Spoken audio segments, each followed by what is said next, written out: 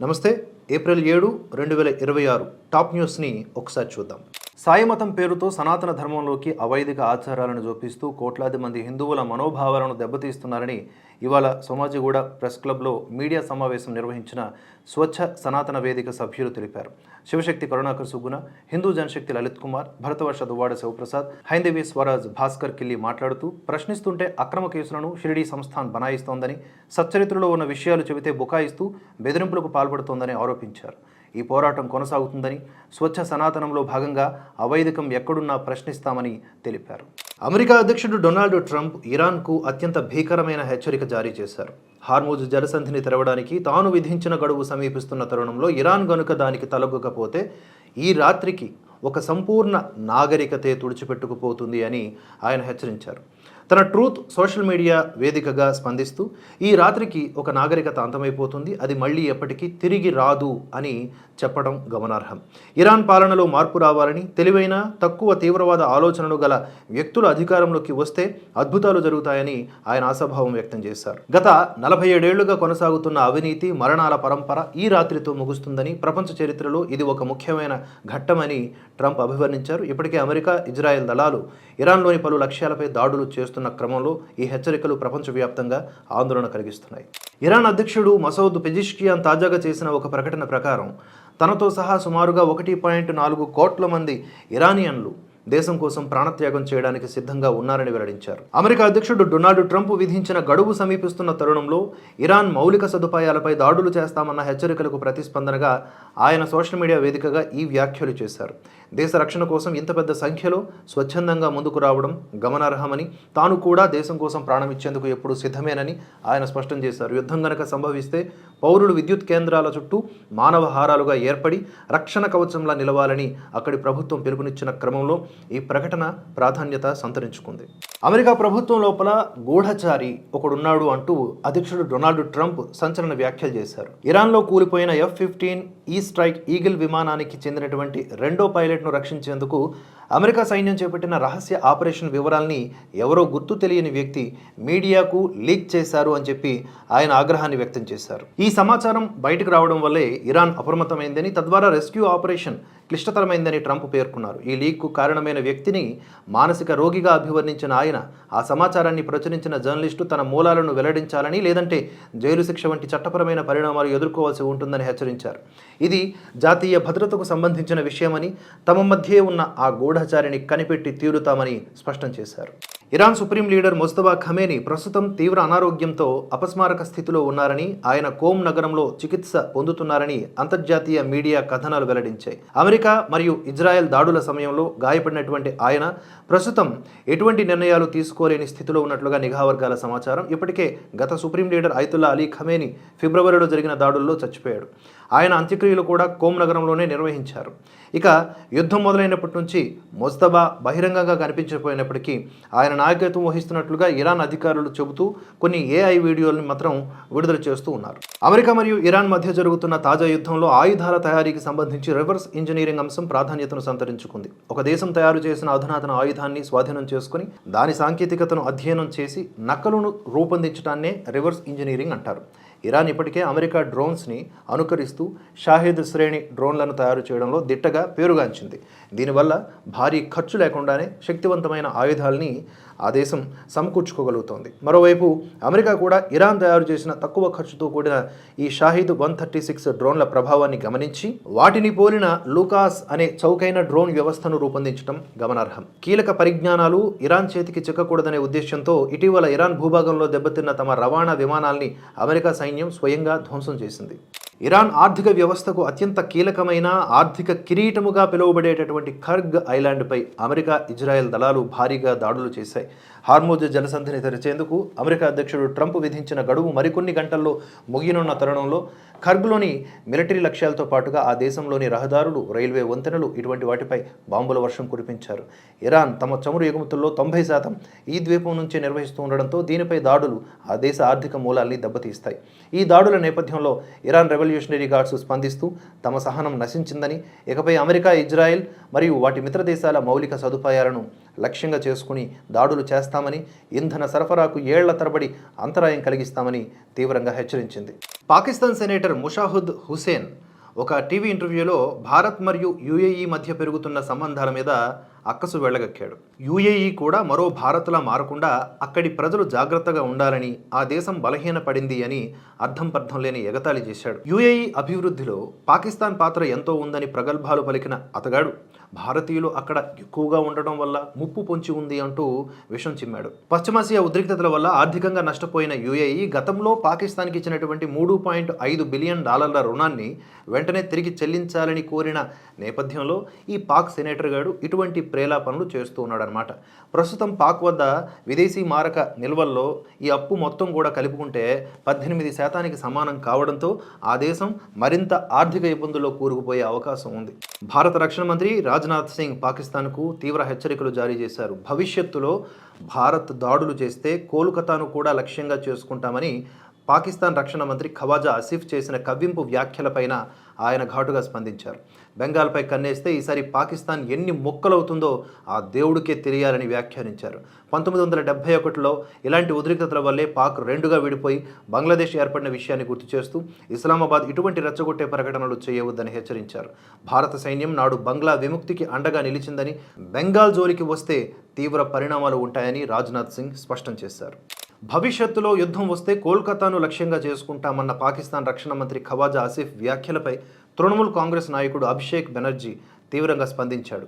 సిలిగురిలో జరిగిన ఎన్నికల ర్యాలీలో ఆయన మాట్లాడుతూ, ఒకవేళ మమతా బెనర్జీ నేతృత్వంలోని ఇండీ కూటమి కేంద్రంలో అధికారంలోకి వస్తే పాకిస్తాన్లోకి చొరబడి మరీ ఖవాజా ఆసిఫ్ను అంతం చేస్తామని హెచ్చరించారు.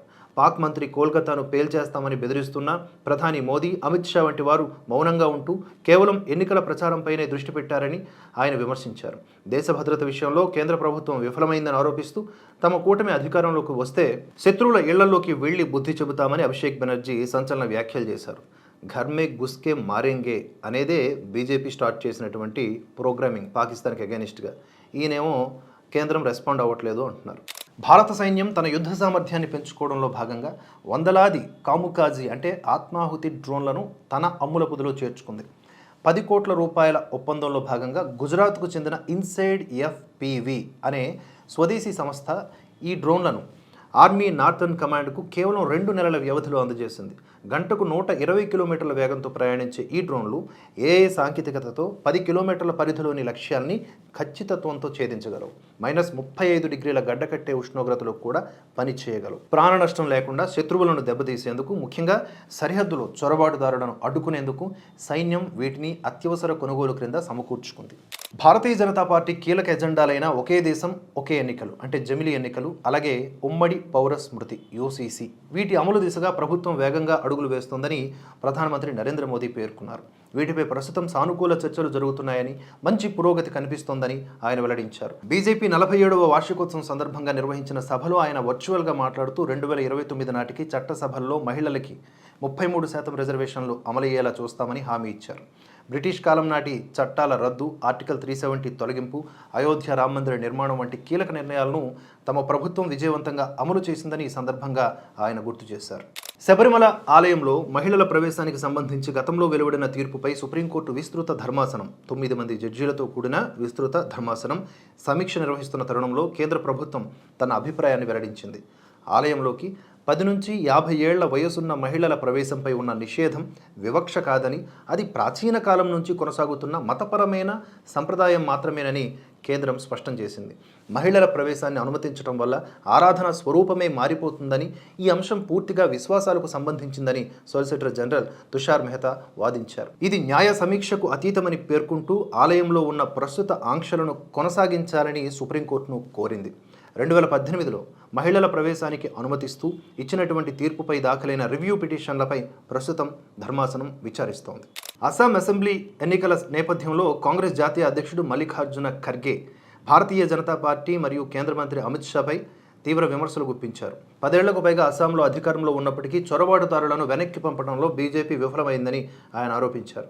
అమిత్ షా రాష్ట్రానికి వచ్చిన ప్రతిసారి చొరబాటుదారుల గురించి మాట్లాడతారే తప్ప వారిని తరిమివేయడానికి ఎటువంటి చర్యలు తీసుకోరని, పైగా వారి పేరుతో రాజకీయం చేస్తున్నారని మండిపడ్డారు. కాంగ్రెస్ నేతృత్వంలోని యూపీఏ ప్రభుత్వం 2005 నుంచి 2013 మధ్య కాలంలో సుమారుగా 88,792 మందిని అంటే ఆ చొరబాటుదారుల్ని పంపించి వేస్తే మోదీ ప్రభుత్వం 2014 నుంచి 19 మధ్య కేవలం 2,566 మందిని మాత్రమే పంపగలిగిందని కొన్ని గణాంకాల్ని ఉటంకించారు. అలాగే ఎన్నికల్లో లబ్ధి పొందేందుకు నియోజకవర్గాల పునర్విభజన ప్రక్రియను దుర్వినియోగం చేశారని, రాష్ట్ర సహజ సంపదను బడా పారిశ్రామికవేత్తలకు కట్టబెడుతున్నారని ఖర్గే విమర్శించారు. అది కరెక్టే. మరి ఎస్ఐఆర్, సిఏఏ, ఎన్ఆర్సీ వంటివి వీళ్ళని పంపించడానికి, బయటికి పంపించడానికే కదా ఒడగట్టేటటువంటి ఒక ప్రక్రియలు.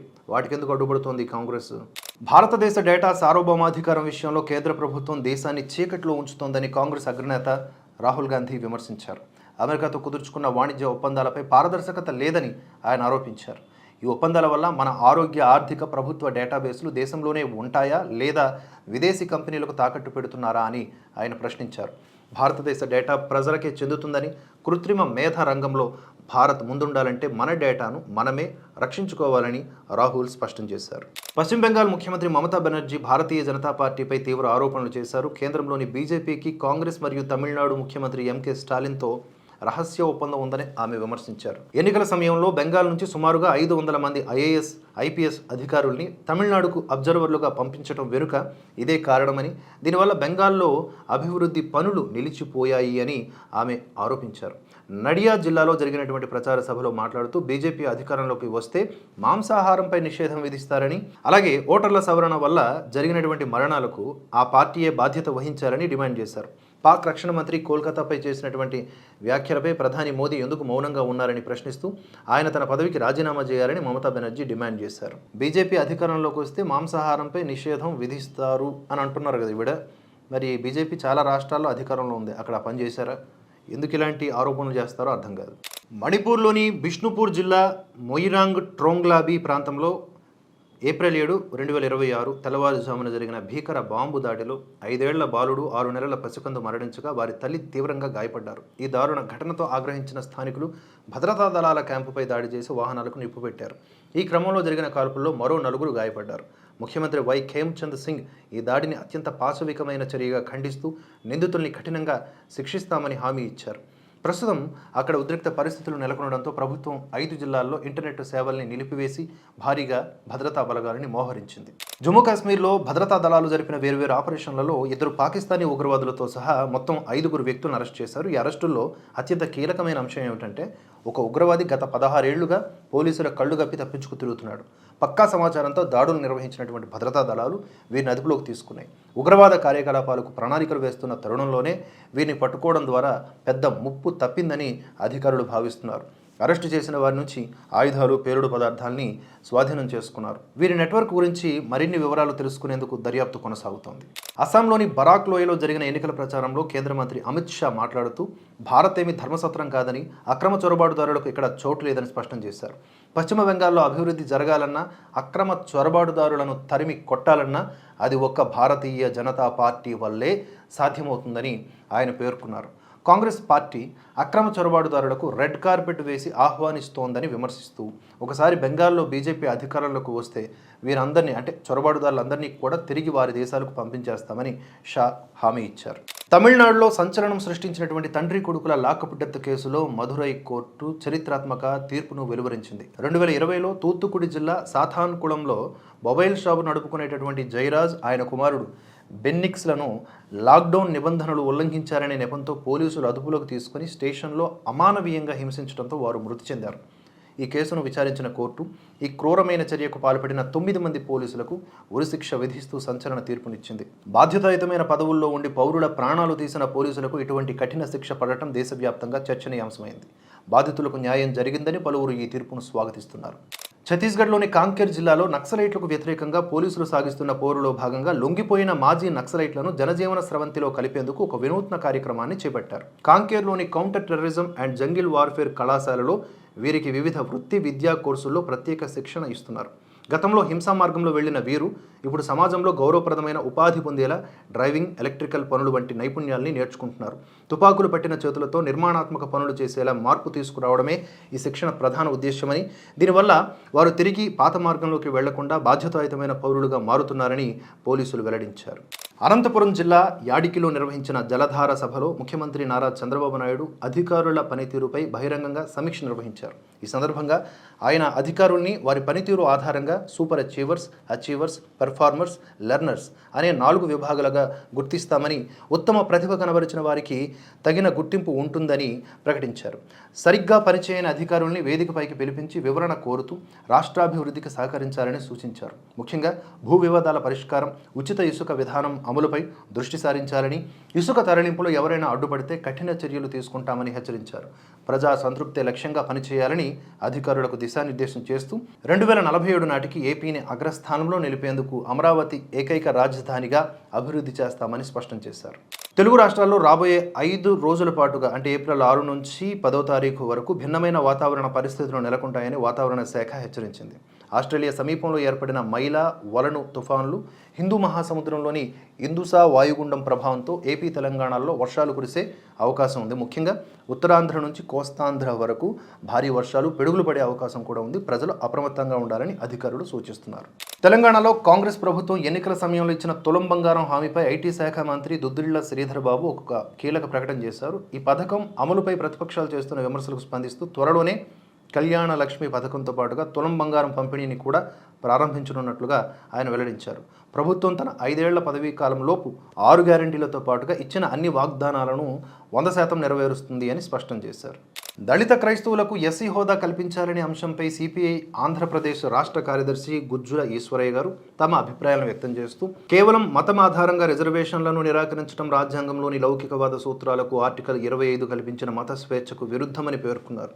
1950 నాటి రాష్ట్రపతి ఆర్డర్లోని పేరా 3 ప్రకారం హిందూ, సిక్కు, బౌద్ధ మతాలు మినహా ఇతర మతాల్లోకి మారిన దళితులకు ఎస్సీ హోదాను నిరాకరించడం వారి ప్రాథమిక హక్కులపై దాడి చేయడమేనని ఆయన విమర్శించారు. మతం మారినంత మాత్రాన దళితులు ఎదుర్కొంటున్న సామాజిక వివక్ష, ఆర్థిక వెనుకబడతలం తొలగిపోవని, కాబట్టి కేంద్ర ప్రభుత్వం వెంటనే పార్లమెంట్లో చట్ట సవరణ చేసి దళిత క్రైస్తవులకు అలాగే ముస్లింలకు కూడా ఎస్సీ హోదా కల్పించాలని ఆయన డిమాండ్ చేశారు. దీనిపై ఏపీ అసెంబ్లీలో కూడా తీర్మానం చేసి కేంద్రానికి పంపాలని సదరు పెద్ద ఆయన కోరారన్నమాట. నితేష్ తివారీ దర్శకత్వంలో సుమారుగా 4,000 కోట్ల రూపాయల భారీ బడ్జెట్తో తెరకెక్కుతోంది అంటూ ప్రచారంలో ఉన్నటువంటి రామాయణం సినిమాలో రణబీర్ కపూర్ రాముడి పాత్రకు సరిపోడు అంటూ రామాయణం సీరియల్ నటుడైనటువంటి సునీల్ లహరి, అంటే ఇతను లక్ష్మణుడి పాత్ర చేశారు. ఇతను సంచలన వ్యాఖ్యలు చేశారు. రణబీర్ మంచి నటుడే అయినప్పటికీ రాముడి పాత్రకు అవసరమైన దైవిక అమాయకత్వం అతనిలో లేదని, అతని ముఖంలో కనిపించే మెచ్యూరిటీ ఈ పవిత్రమైన పాత్రకు సెట్ కాదని ఆయన అభిప్రాయపడ్డారు. ఇలాగే చాలా నెగిటివ్ కామెంట్స్ ఈ సినిమా ట్రైలర్ రిలీజ్ అయినప్పటి నుంచి కూడా వెంటాడుతూ ఉన్నాయి. ఇంగ్లాండ్ క్రికెట్ దిగ్గజం కెవిన్ పీటర్సన్ ఐపీఎల్ కారణంగా తన అంతర్జాతీయ క్రికెట్ కెరీర్ అర్ధాంతరంగా ముగిసిపోయింది అంటూ కొన్ని వ్యాఖ్యలు చేశారు.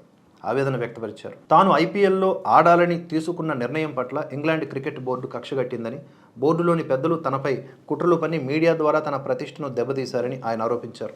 తన వద్ద 150కి పైగా టెస్టులు ఆడే సత్తా ఉన్నప్పటికీ బోర్డు రాజకీయాల వల్ల కేవలం 33 ఏళ్లకే అంతర్జాతీయ క్రికెట్కు రిటైర్మెంట్ ప్రకటించాల్సి వచ్చిందని ఆవేదన వ్యక్తం చేశారు. అయితే తాను చేసిన ఆనాటి పోరాటం వల్లే నేడు జోస్ బట్లర్ వంటి ఇంగ్లాండ్ ఆటగాళ్లందరికీ ఐపీఎల్లో ఆడే స్వేచ్ఛ దొరికిందని ఆయన పేర్కొన్నారు. ఇవి ఏప్రిల్ 7, 2026 సంబంధించినటువంటి తాజా న్యూస్ అప్డేట్స్.